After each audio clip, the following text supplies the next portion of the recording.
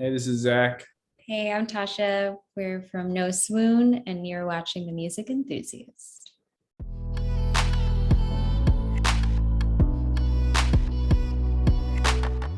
Hi, I'm Sarah from Music Enthusiast, and today I'm here with No Swoon. How are you both? Doing all right. Yeah, doing well. How are you?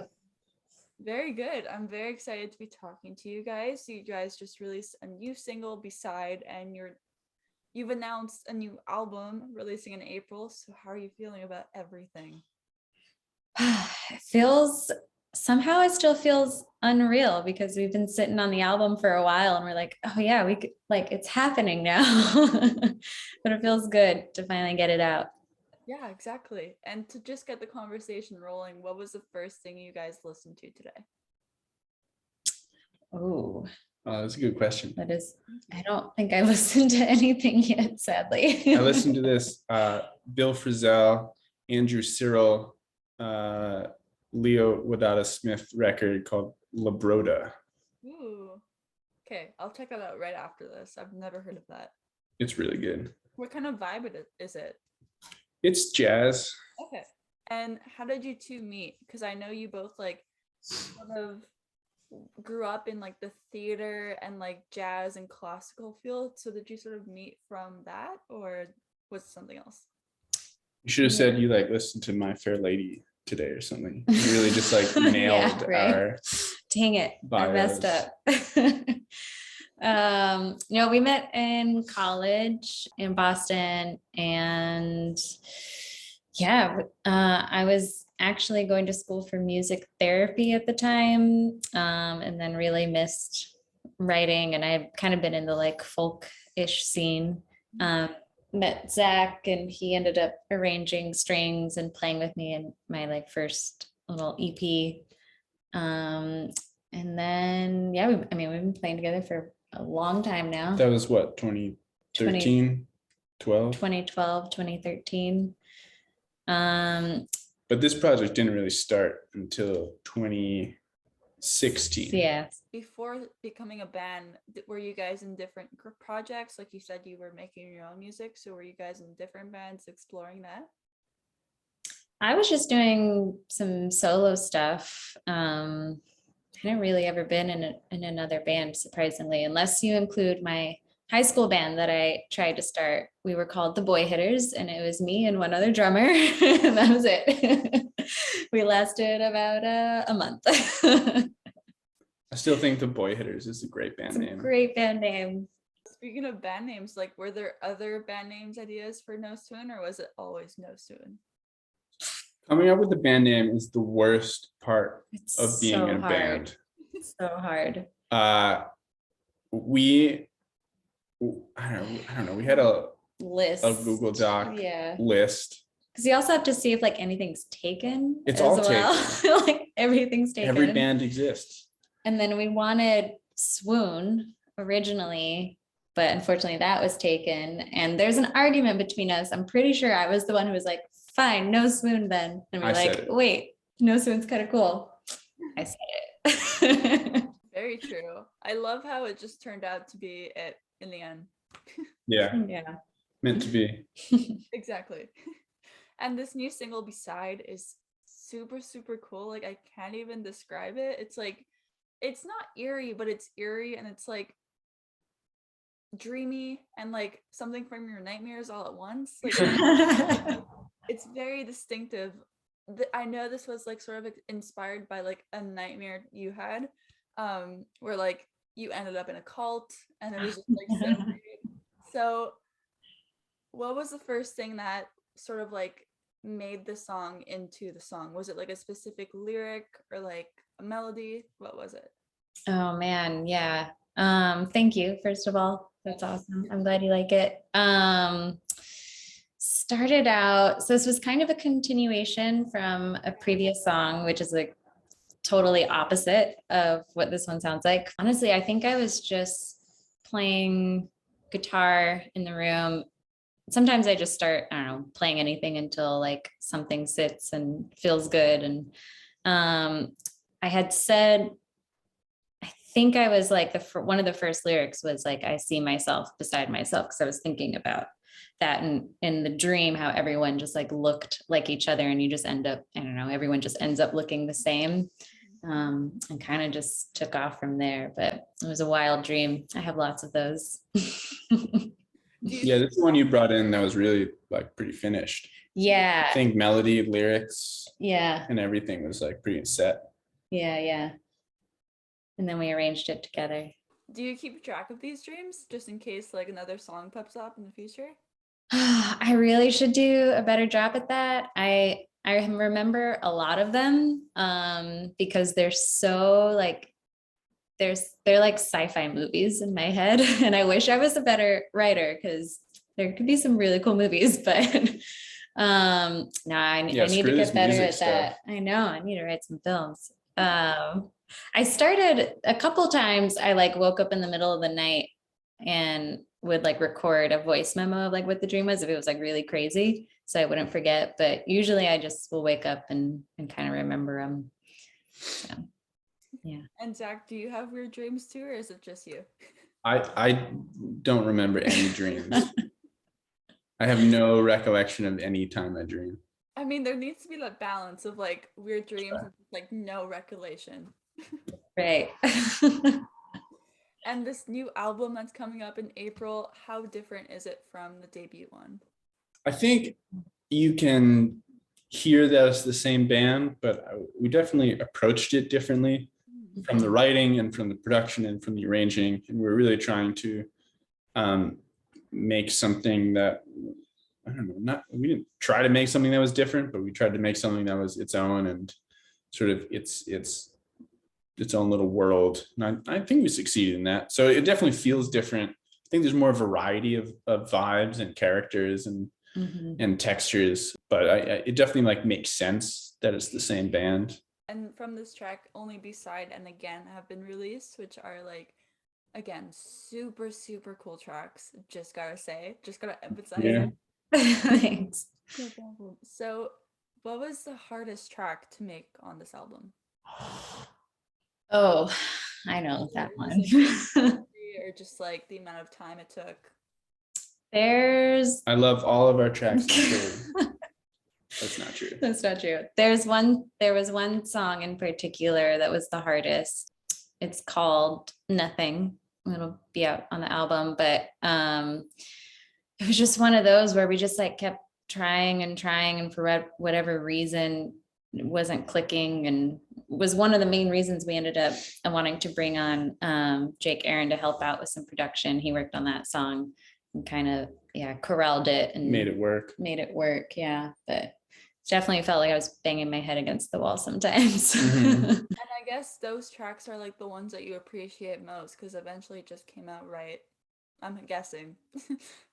Yeah. I'm still angry at it. Yeah, I don't know. Like, can't say it's my favorite one from the record, but I feel like now that there's been space from it, next time I hear it, I'm gonna be like, oh, okay, yeah, this makes sense now. Just like that passive aggressive energy going back and forth. Yeah. There's definitely like a sort of confrontational aspect to making a record. I mean, some people approach it and talk about it in interviews as like a very like beautiful and holistic experience. I definitely feel like I'm in a fight. It's hard. Yeah. And I'm like wrestling the songs and they keep trying to like run away from me and I have to, I don't know, capture them or something. Yeah, I mean, people don't talk about that enough, right? Yeah. What do you do when like this happens? Like, what do you do to like sort of like take your mind off of it, take a break? Do you guys take a break? Depends. Yeah, go on walks. I think walks really help.